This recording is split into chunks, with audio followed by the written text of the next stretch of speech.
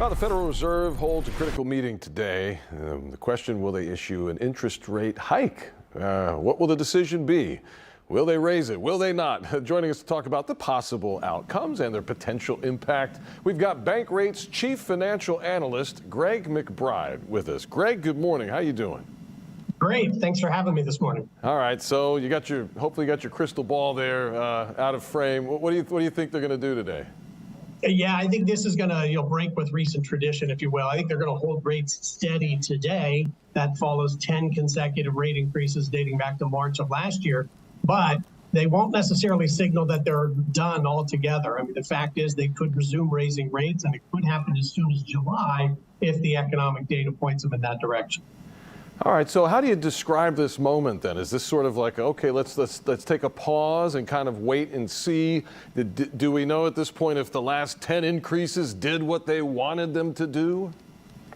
Those last 10 increases are having an effect. It's probably not happening as quickly as we would have hoped with regard to inflation. But between the cumulative effect of those 10 rate hikes, which hasn't fully been baked into the economy yet, plus the expectation that credit is going to tighten further, what the Federal Reserve has been wanting to do is basically they don't want to overdo it and raise rates too much. So they wanted to take a step back and look at the bigger picture, buy themselves some time, and holding steady on rates today allows them to do that. They don't meet again until the end of July. They'll get a couple more rounds of economic data, and then they can evaluate at that point whether they need to resume raising rates or not.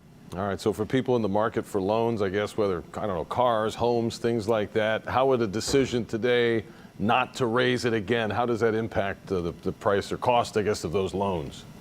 Yeah, a lot of these loans, they move in advance of the Fed. So things like mortgage rates and auto loans, they're not going to respond to whether the Fed hikes rates today or not. But if we do see expectations that rates are going to go up later in the year, we will see those rates start to move up over the course of the summer. Regardless, borrowing rates are still very, very high. Credit card rates are the highest on record. Mortgage rates and home equity lines are at or near the highest in 20 years. So borrowing is going to continue to be very expensive, even if the Fed stays on the sidelines.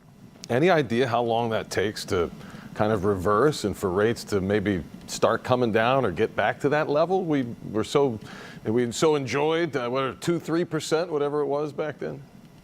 Well, we have to be careful what we wish for. I mean, those low rates that we enjoyed for the better part of 15 years were really a byproduct of a pretty sluggish economic environment during that period of time.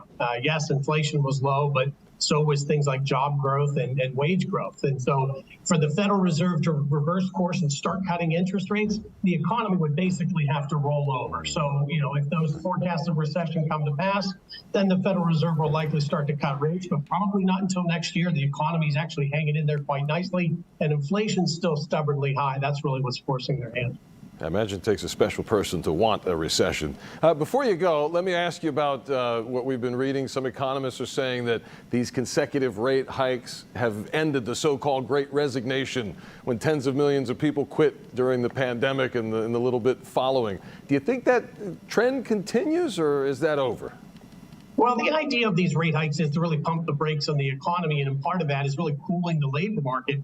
Yes, the Great Resignation seems to be easing a bit, but we still have a very tight labor market. There's over 10 million open jobs, fewer than 6 million unemployed workers. And so, we still have a very tight labor market, and with continued rate hikes or the cumulative effect of those rate hikes over time will cool the labor market, but we just haven't seen much of that to this point. Bankrate Chief Financial Analyst Greg McBride, thanks for your time. Really appreciate your insight this morning. Thanks for having me. Yes, have a great day.